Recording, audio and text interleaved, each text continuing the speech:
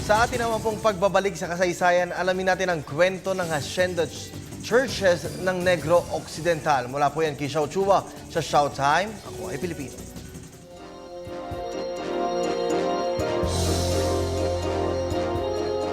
Makasaysayang araw po, it's Showtime! Kilala ang Negros Occidental mula pa noong panahon ng mga Espanyol bilang lupain ng mga asyenda ng asukal at iba pang tanim. Para sa mabuti at masama, hinubog ng industriya ng asukal at ng mga asyendero ang kasaysayan ng Negros. Sa pagbisita ng mga delegado ng aming DLSU History National Teacher Training Workshop sa lungsod ng Bacolod, sa ilan sa mga asyendang ito, nabisita namin ang dalawa sa kakaibang mga simbahan na nasa loob ng mga asyenda.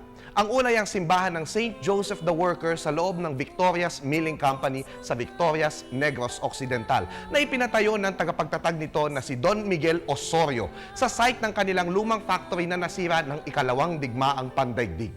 Kanyang inudyok ang kanyang anak na si Alfonso Osorio na tulungan siya sa proyektong ito. Si Alfonso ay nag-aral ng Fine Arts sa Harvard University sa Estados Unidos at noong digmaan, naging US Army Medical Illustrator.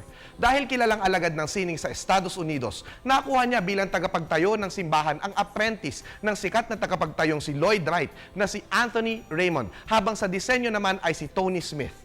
Ang mosaic ng kasal ni Santa Maria at ni San Jose sa harapan ng simbahan ay ginawa ng baronesang Belgian ng Schaerbeek na si Adelaide de Bethune mula sa mga basag na makulay na bote na inalay ng mga taga-Victorias. Ginawa din ni Bethune ang napakagandang baptistry na ito.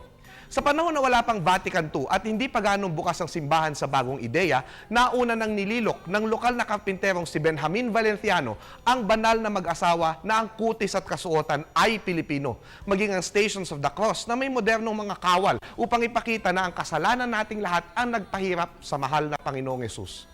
Nagpagawa din siya ng pop art na comics ng Prodigal Son. Ngunit, ang kamangha-mangha sa lahat ay ang mural ng altar, si Jesus sa huling paghukom, makulay at makabago. Nang magbukas ang simbahan noong 1949, marami ang nagulat dahil tila galit daw ang Kristo. Nailathala sa Life magazine ang simbahan at nakilala na nga ito bilang Church of the Angry Christ. Ngunit, sa totoo lang, wala naman itong pamagat na nagsasabing galit ang Kristo. Bukas pa nga ang palad nito sa mga tumatanggap sa Kanya. May isa pang simbahan naman sa Hacienda Santa Rosalia, malapit sa sikat na mansyon ng mga Gaston na ginamit sa obra maestra ni Peque Galiaga na Oro Plata Mata. Ito ang Chapel of the Cartwheels o Kapilya ng mga Gulong ng Kariton na ipinatayo ni Monsignor Guillermo Gaston. Ang simbahang mukhang salakot ay pabilog, laging nakabukas, gawa sa mga organic, native at recycled na mga materyales. Ang mga kariton ayon sa Monsignor ay simbolo ng galak at hirap ng buhay sa bukid. May 3 gulong dito na kumakatawan sa Ama, Anak at Espiritu Santo. Ipinatayo ang simbahan na ganito upang hindi mahiya na ang mga magsasaka na magsimba at lumapit sa Diyos. Ako po si Xiao Chua para sa telebisyon ng Bayan. And that was Xiao.